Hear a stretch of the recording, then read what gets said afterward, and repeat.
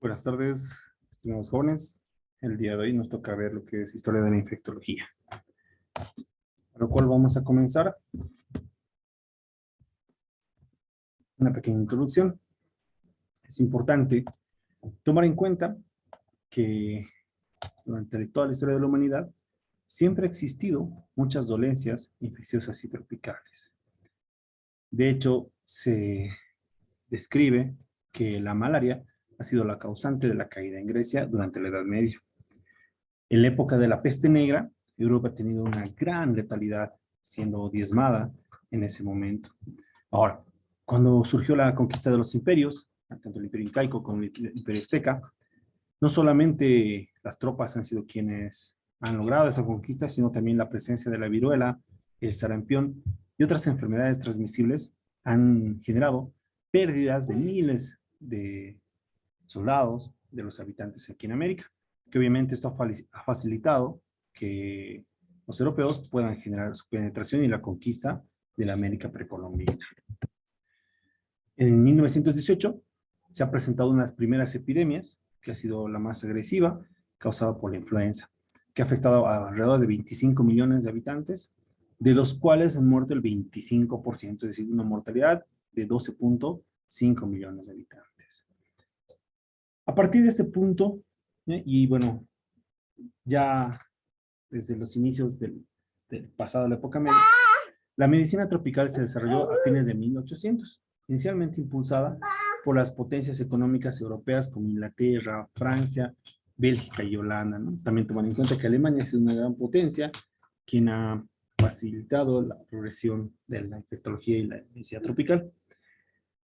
En colonias de África, India y América, los colonos y los descendientes eran muy afectados y casi siempre sufrían bajas debido a las plagas de las fiebres tropicales. Y por todo esto se ha empezado a desarrollar un nuevo campo dentro de la medicina. ¿Sí? Y aquí es donde nace lo que es la rama denominada infectología, que en su nacimiento ha sido ligada a lo que es la bacteriología o la microbiología.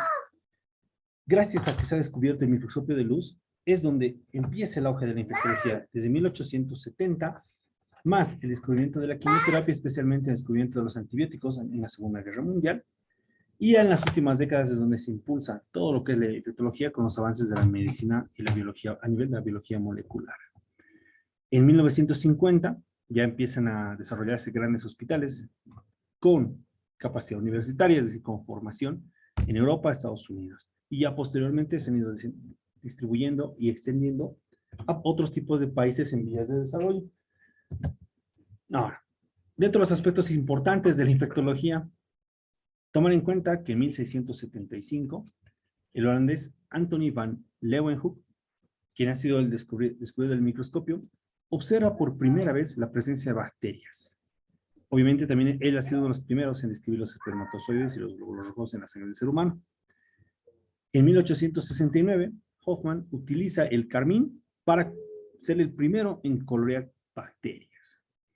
En 1875, Peiger, un alemán, utiliza el azul de metileno sintético para colorear bacterias. Y en 1876, el investigador Koch ha descrito las endosporas bacterianas del Bacillus anthracis por la pigmentación que utilizaban con el azul de metileno.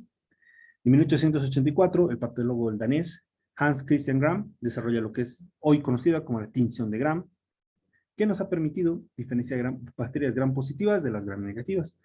Y por esta misma época, Ciel, que posteriormente Nielsen desarrolla la coloración para lo que es el bacilo tuberculoso, que se conocería como la tinción de Ciel-Nielsen.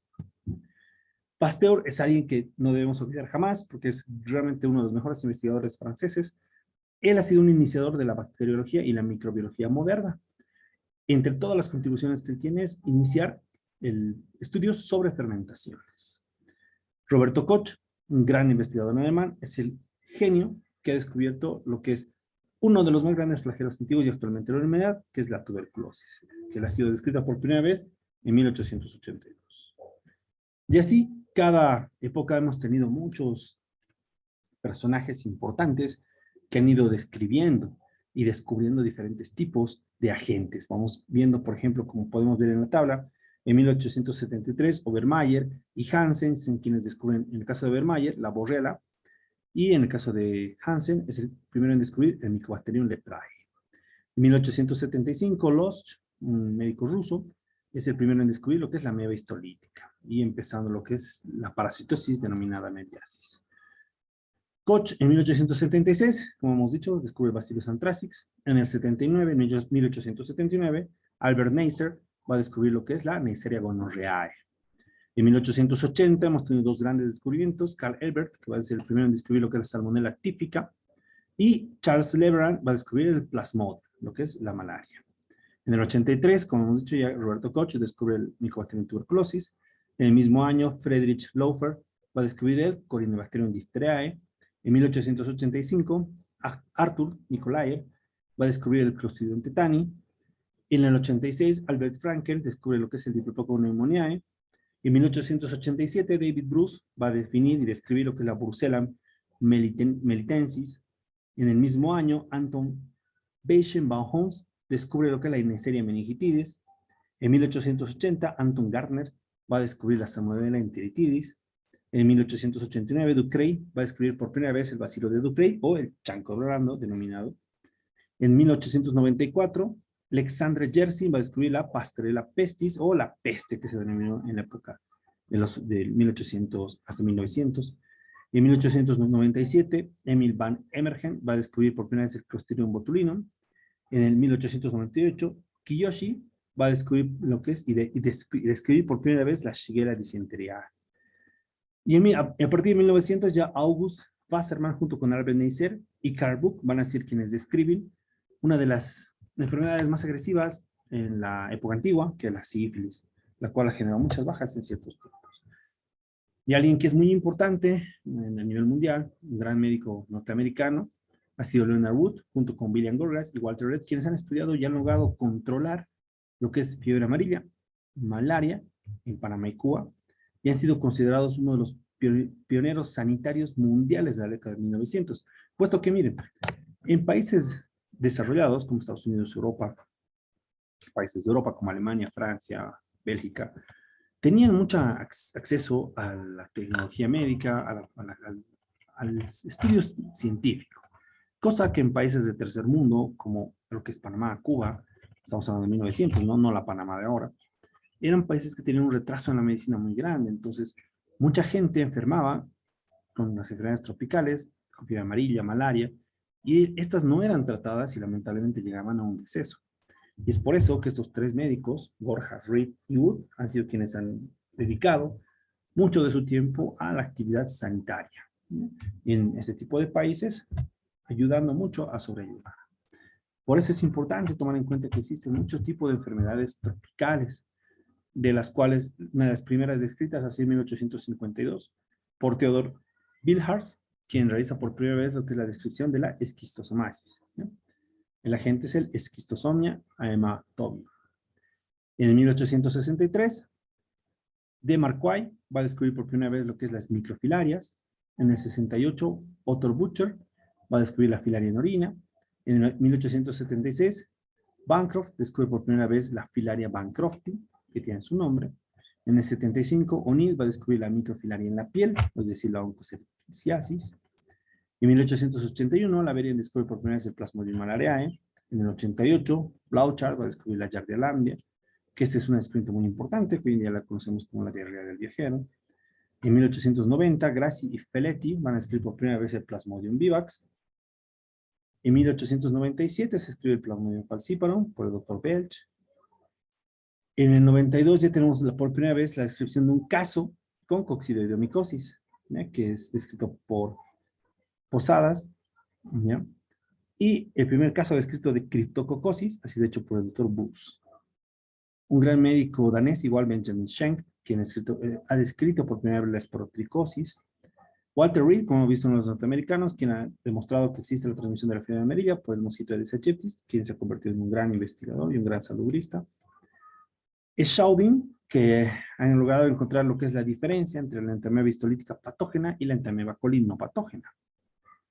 Ya a partir de los años de la década de 1900, es donde se ha empezado a investigar un poco más, no solamente describir los agentes, sino empezar a definir realmente su estructura y las acciones o los mecanismos que podemos comenzar a utilizar para controlarlas y tratarlas.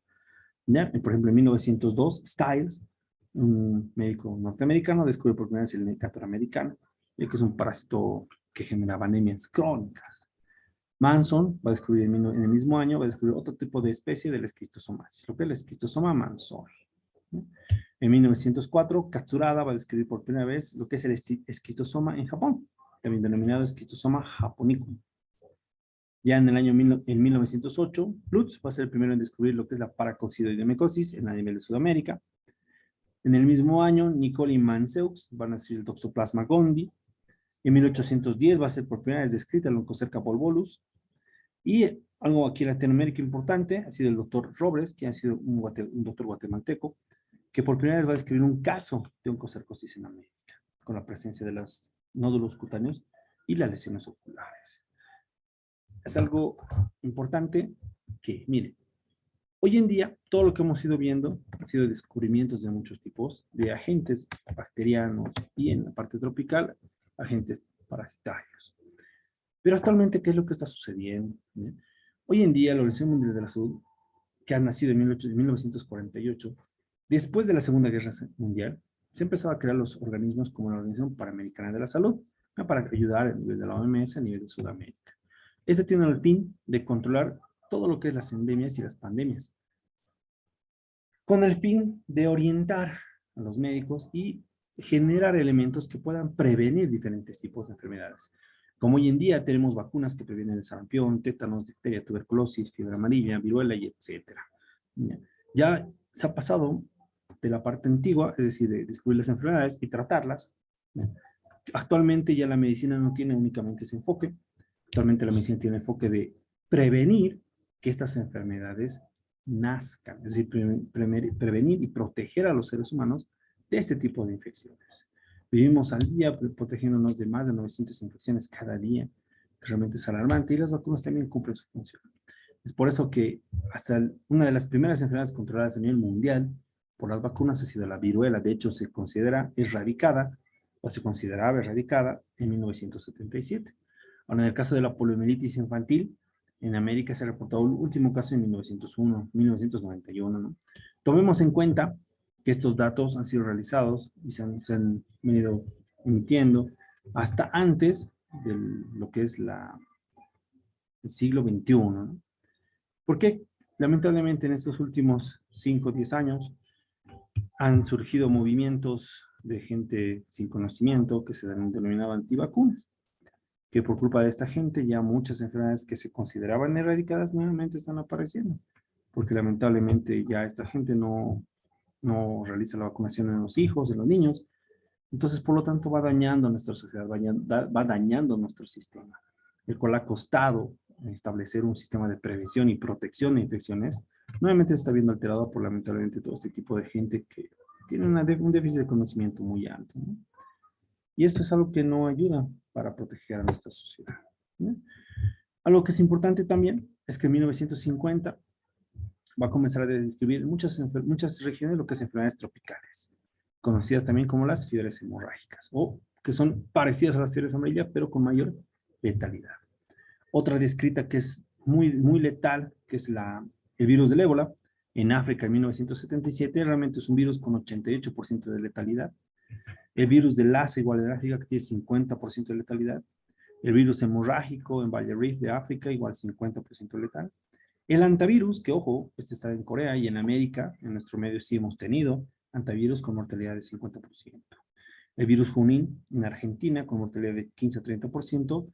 El virus Machupo Guaranito en Venezuela, el Machupo en Bolivia, también que tiene una mortalidad de entre el 15 y 30%.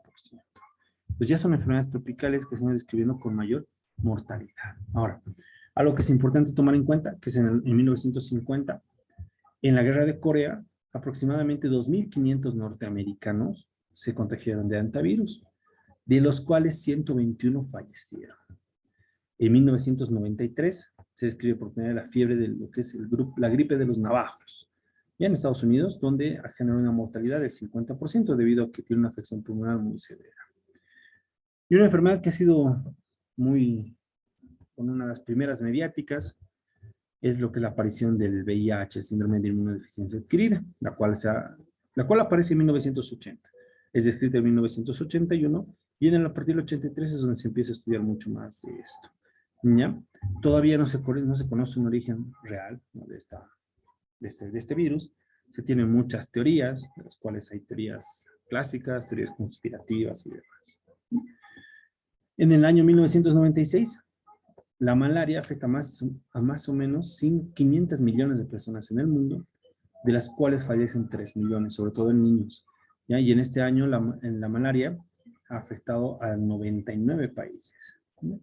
Otros tipos de virus agresivos que han empezado a aparecer, aparte del virus Lassa, que han nacido en 69, el 73 el rotavirus, el 75 los parvovirus, el 76 el cryptosporidium, el 77 el ébola, la legionela y el antivirus, en el 80 en el 81 la toxina estafilocócica, a partir del 83, como les decía, el virus del VIH, en el 88 se escribe el herpes virus, en el 89 ya aparece la hepatitis C, en el 91 la fiebre hemorrágica por el virus guaranito, que es de Venezuela, en el 93 el antivirus en la fase pulmonar, y en el 94 el virus Sabia, que es uno de los primeros descritos en Brasil. Hoy en día, como hemos visto, la malaria es realmente uno de los que más afecta a nivel mundial debido a los diferentes tipos de especies y sobre todo lo que es el Plasmodium falciparum, quien continúa afectando a países como India, Pakistán, Brasil, Afganistán, Sri Lanka, Tailandia, Indonesia. No olvidemos que aquí también en nuestro medio, en Camboya, China. Otro de los que actualmente todavía se considera altamente endémicos son las filarias, que afectan a 73 países en todo el mundo, comprometiendo a cerca de 120 millones de personas al año. ¿Ya? Y en Sudamérica, realmente las cifras que describe la OPS en relación a lo que es la tripanosomiasis, afectando a 18 millones de habitantes y generando 43,000 muertes anuales. ¿Ya? En Norteamérica se estima que entre 50,000 y 100,000 personas viven infectadas con el tripanosomiasis. Dentro de todo esto, como podemos ver también, vamos a tocar un poquito lo que es el tema de por qué ha generado, a partir desde los años 1900 en adelante, una gran propagación de lo que es las patologías virales. Ya, lamentablemente, en las últimas 2 décadas, ¿ya?, ha existido mucho intercambio de nuestras poblaciones, es decir, viajes frecuentes por comercio y demás, quienes han movilizado lo que son agentes como la malaria, el cólera. Ahora ha habido descuidos en diferentes tipos de programas de control como tuberculosis, difteria, en Latinoamérica como también en Rusia. Entonces, por lo tanto, ha habido nuevos brotes de este tipo de patologías. El cambio ecológico, es decir, ha habido variaciones en las temperaturas, en los hábitats ecológicos, sobre todo en la parte ecológica infecciosa, donde en países donde ya no existía antivirus, nuevamente hay antivirus, las esquistosomiasis se han convertido más frecuentes. El hecho de la importación de alimentos ha conllevado a que existan infecciones por intoxicaciones alimenticias, o sea, el uso de diferentes tipos de fumigantes o herbicidas para el control de la producción de alimentos, ha conllevado aquí una contaminación y esto ha generado el movimiento de diferentes tipos de agentes infecciosos. Ahora, la falta de vigilancia epidemiológica en algunos países de Latinoamérica se ha visto brotes de dengue, brotes de peste, malaria y demás. ¿Ya? Los problemas de medio ambiente van generando que cada vez aparezcan nuevas enfermedades infecciosas y realmente es muy llamativo la atención todo esto que estamos viendo. De hecho, en el caso, por ejemplo, si hablamos de la hepatitis B, esta es una de las enfermedades más importantes en lo que es la zona tropical. Y de hecho, hoy en día, incluso es muy importante en áreas no tropicales. El gran problema que enfrentamos hoy en día es que existen alrededor de 300 millones de pacientes portadores crónicos de esta enfermedad en todo el mundo, ¿ya? Sobre todo en la parte de África y lo que es Sudamérica, ¿no? En nuestro medio, que en América Latina, se indica que la prevalencia más o menos es de 0,5 a 1% en Chile, en Argentina es 1%, en Uruguay entre 1 y 2%, en Brasil va entre 1,5 a 3%, en Bolivia va entre 5 y 15%, siendo la parte más alarmante junto con Colombia, Perú, Venezuela, Haití y República Dominicana. En el caso de la hepatitis C, que es un nuevo problema que lamentablemente no se veía viniendo, no se veía viendo, pero ya hoy en día se ha visto que a nivel mundial el 1% va a estar presente en la hepatitis C. En algunos países como Filipinas, el 3%, en Indonesia, Tailandia y Vietnam, el 1%. En China, por ejemplo, es de 3 a 4% pacientes con hepatitis C de su población, que estamos hablando de billones de habitantes. En el caso de Japón, alrededor de 6.6% van a presentar lo que es la hepatitis C. Y en América, que estamos entre el 9 y 13%, que es lo más alarmante en nuestro medio. ¿Ya? Entonces es importante nunca descuidar la prevención de esas enfermedades, medidas de bioseguridad y la buena alimentación siempre de zonas o alimentos confiables para evitar este tipo de transmisiones. Otra que ha sido muy importante, pero ya hablando un poquito de medicina tropical, ¿ya? En nuestro medio ha sido lo que es la bartonela. Esta es una de las infecciones asociadas a fiebre o endocarditis infecciosa. ¿Ya? En América Latina se ha visto un resurgir de este tipo de enfermedades, lo cual obviamente genera que nuestra comunidad científica tiene que empezar a rebuscar enfermedades que se consideraban extintas o controladas, pero que nuevamente están empezando a aparecer. Por ejemplo, aquí en nuestro medio debemos siempre ir buscando lo que es dengue, fiebre de mainaro, fiebre de oropuche, por ejemplo, filaria, cisticercosis y otras. Obviamente estas solamente están presentes lamentablemente en países de tercer mundo, como llaman, tercer, cuarto mundo, países subdesarrollados, puesto que esas enfermedades son tropicales y van circulando por el movimiento de personas, por los viajes constantes. Claramente, ¿no? Durante la pandemia se ha ido viendo disminución importante de la transmisibilidad de las enfermedades tropicales, porque no ha habido gran movimiento de la población, hemos estado en una cuarentena por mucho tiempo y muchos otros países obviamente la siguen controlando. Y una vez que ha finalizado estas cuarentenas y estos controles internacionales que existían, nuevamente están rebotando este tipo de enfermedades tropicales. ¿No? Para concluir, vamos a recordar algo que es bonito en relación a la historia de la temida lepra, ¿no? Que esta es una enfermedad realmente que se encuentra en una fase de control y se está buscando la erradicación a nivel mundial. La OMS ha estimado que cerca de 2 millones de personas tienen la enfermedad activa. El 75% de esto se encuentra en el sureste asiático, es decir, en la India.